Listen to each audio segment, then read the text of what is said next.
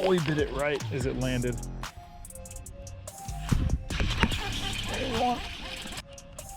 Oh, there's a good hit.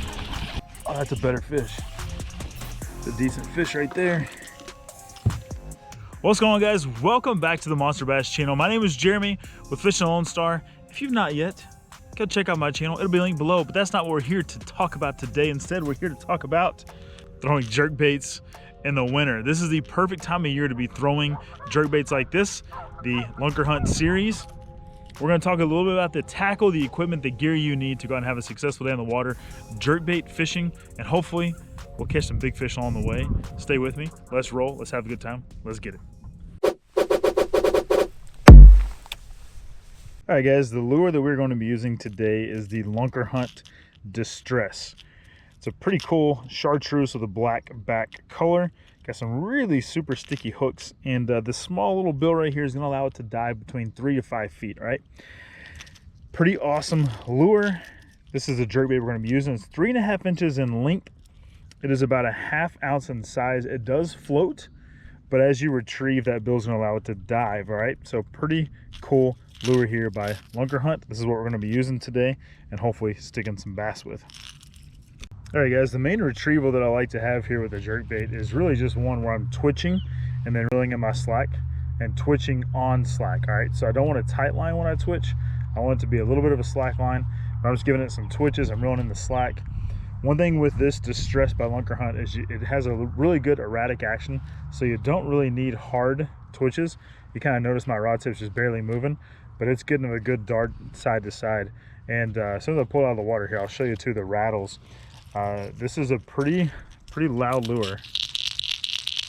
All right, so you need just a little bit of action to make a lot of noise here with this. We're fishing some pretty stained water in this little lake, so this chartreuse should work pretty well.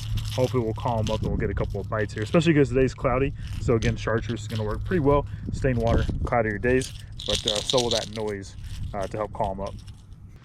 One thing that's also important on your retrieve is to pause. All right, sometimes, especially in these colder months, water temps right now are in the low 50s. On the pause is when sometimes you're going to get a strike. Right, so you want to have some twitches, but then have a good pause. Let it sit there for a minute. Sometimes it just takes a little bit of time for those bass to react right now in those colder months. So pause. My hardest thing to do is pause, but pause sometimes. Give it some twitches and see if sometimes you don't get a strike on that pause.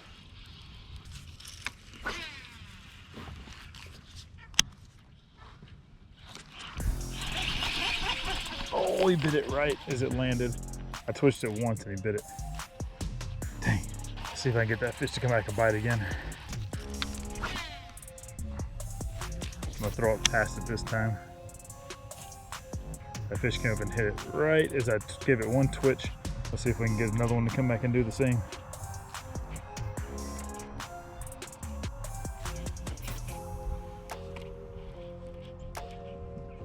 There's one. There's a good one.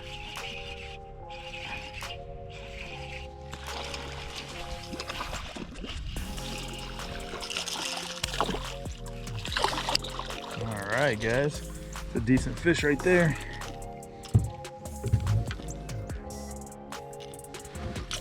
Whew, that fish is cold. Cold. But there you have it. Came up, fish came up and hit it again on the pause. When you twitch it, man, these hooks are sharp. All right, there we go, guys. I'm telling you, these hooks are sharp. But there's a decent little fish right there, just twitching the jerkbait. Came up and hammered it right there on the pause. So that's all I was saying, guys, is just hit it with a twitch, pause, and see if that fish can come back and eat it. So pretty good one.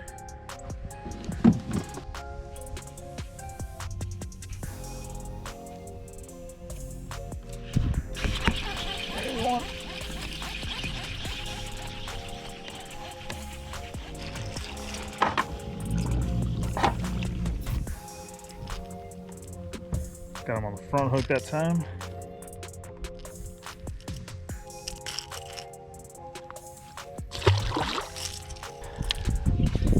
Well, that's a good sign when they're eating it in that front hook head first.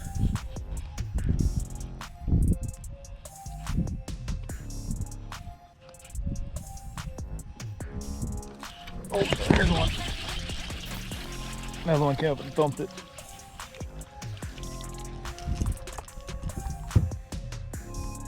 So the lack of color on these fish tells me that they've been in deeper water. All right, so they're pushing up. They're pushing up to come eat this bait fish. So the more I get deeper off the bank, the more I'm having success catching these fish. All right, so it dives, like I said, 4 to 6 feet, somewhere in there. I'm gonna crank it down right when it hits the water, and then kind of start pausing and twitching it. And that bright color and those loud rattles has really helped drawing up those fish. All right, I mentioned earlier that the lure will dive a certain depth depending upon your line. So the way that basically works is the thinner the diameter of line, the deeper your lure is going to dive. This is 12-pound fluorocarbon, so mine's probably getting down around that 4 to 5 foot range. It'll dive 0 to 6,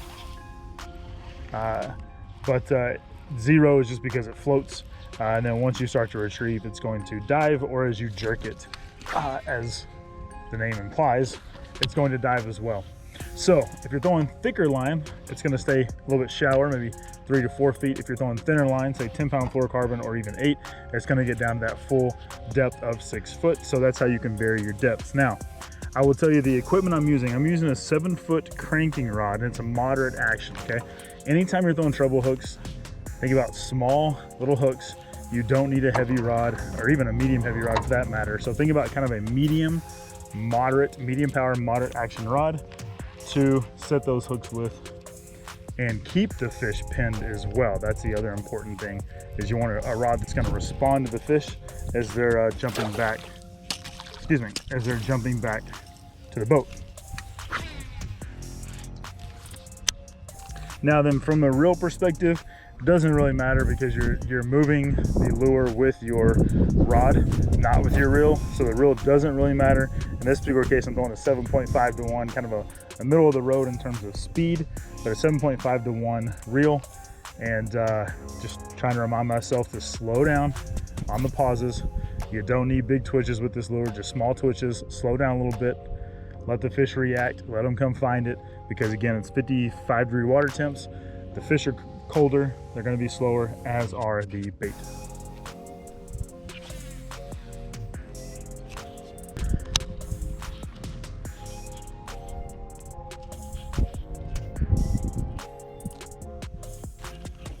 Oh, there's a good hit. Oh, that's a better fish.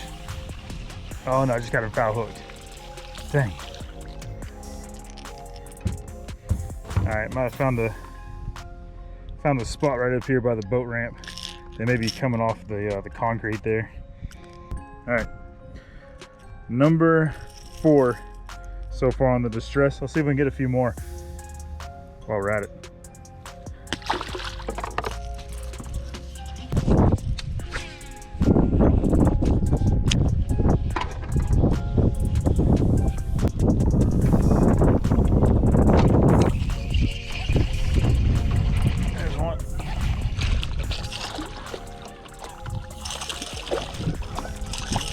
Decent one there.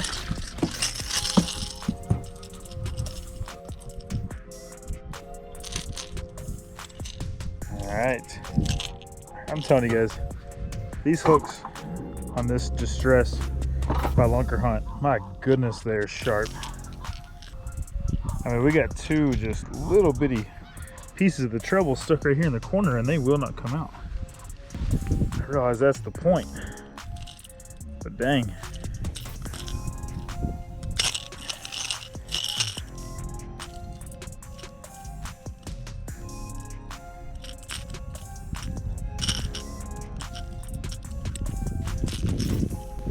All right, got those hooks out.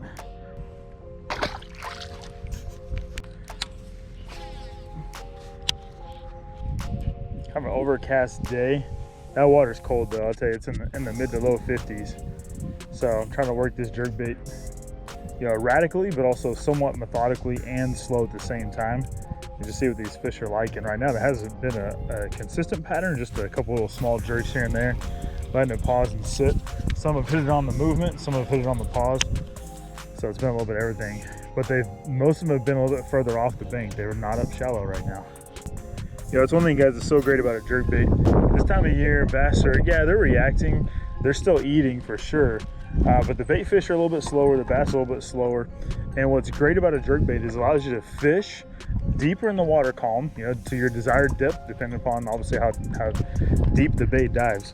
So it allows you to get down there, but at the same time, also allows you to stay down there because that bait will suspend or kind of float down in that level. So it allows you to get down and stay down to the desired depth you want.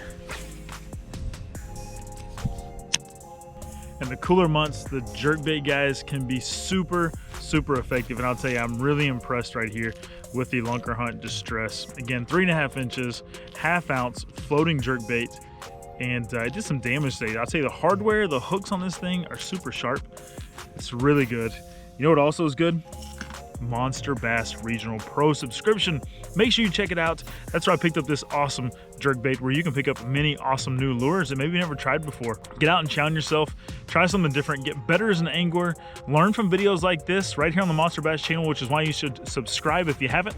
Hit the link below. Also, jump over to my channel, Fishing Lone Star, give me a subscribe there as well. And there'll be a link below where you can head over to Monster Bass, check out all their tackle, all their gear, all set up to help you catch more fish and actually catch monster bass. Go catch one.